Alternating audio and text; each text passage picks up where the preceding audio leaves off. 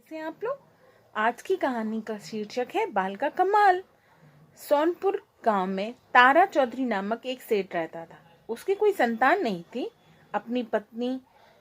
उसकी पत्नी अत्यंत सुंदर और दयालु थी। गृह कार्य में दक्ष थी। पति की इच्छा के विपरीत कोई कार्य नहीं करती थी। तारा सेठ बहुत ही कंजूस और अव्यवहारिक व्यक्ति था। उससे कोई मिलने आता तो वह समझता कि कुछ मांगने आया है, इसीलिए तारा सेठ किसी से नहीं मिलता था। द्वार पर आए हुए लोगों को कोई ना कोई बहाना बनाकर वापस लौटा देता। जो भी तारा सेठ के द्वार से खाली हाथ लौटता तो वह सेठ की लाखों बुराइयां करता। इस तरह से गांव के अधिकतर लोग उसके विरुद्ध हो गए। वे चाहते थे कि कैसे भी हो तारा सेठ के स्वभाव में तब्दीली आनी चाहिए। एक दिन गांव में एक महात्मा जी आए। वे अपनी बातों से लोगों को बहुत प्रभावित कर लेते थे। गांव वालों ने महात्मा जी को बताया कि गांव में एक सेठ है। वह बहुत ही धनाढ्य है। वह आपकी मदद कर सकता है यदि आप उससे अपनी बातों से प्रभावित कर सकें तो। महात्मा ने सेठ का पता पूछा और सेठ के पास पहुंच गए। महात्मा को देखते ही सेठ भड़क गया कि यह भी कुछ मांगने आया है। उसे वहां से चले जाने का आदेश देकर सेठ अंदर चला गया। महात्मा जी वहां से नहीं हटे। बड़ी देर हो गई। उनके साथ आए लोग जाने लगे। सेठ बाहर निकला, बोला, तुम अभी तक नहीं गए, यहां से चले जाओ। तब महात्मा जी ने कहा, एक सेकंड, आप मेरी बात सुन लीजिए, फिर जो निर्देश करेंगे वह मैं मान लूंगा। सेठ बोला, नहीं, मुझे तुम्हारी कोई बात नहीं सुननी। तुम भी महात्मा का वेश धारण करके कुछ ना कुछ मांगने ही आए हो। मुझे मांगने वालों से सख्त नफरत है। खुद तो मेहनत करते नहीं, दूसरे जो मेहनत करके कमाते हैं उसे मांगने पहुंच जाते हैं। महात्मा जी सिर झुकाकर चुपचाप सुनते रहे। सेठ की बात खत्म हुई तो बोले, मैं कहाँ कुछ मांगने आया हूँ, आप 2 मिनट मेरे पास बैठे। सेठ बैठ गया। महात्मा जी बोले, सेठ जी, मुझे आपसे एक छोटा सा निवेदन करना है। अगर आप कहें तो मैं कुछ कहूँ। सेठ ने हामी भरी।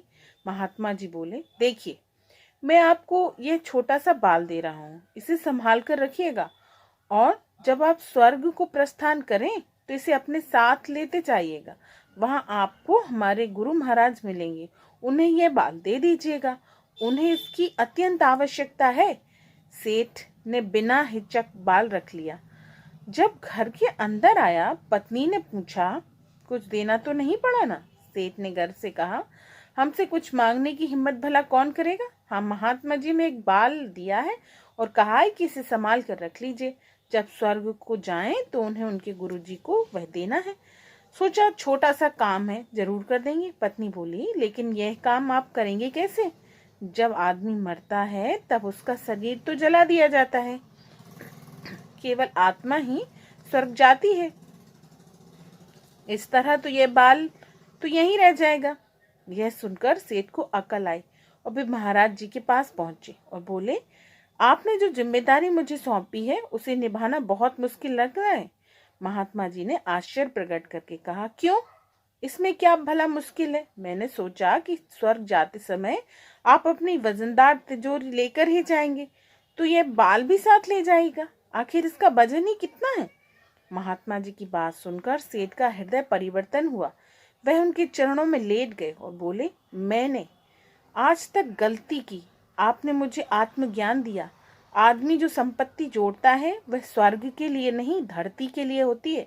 आज से मैं अपनी सारी संपत्ति दीन दुखी गरीब लाचार की मदद करने में उपयोग करूंगा।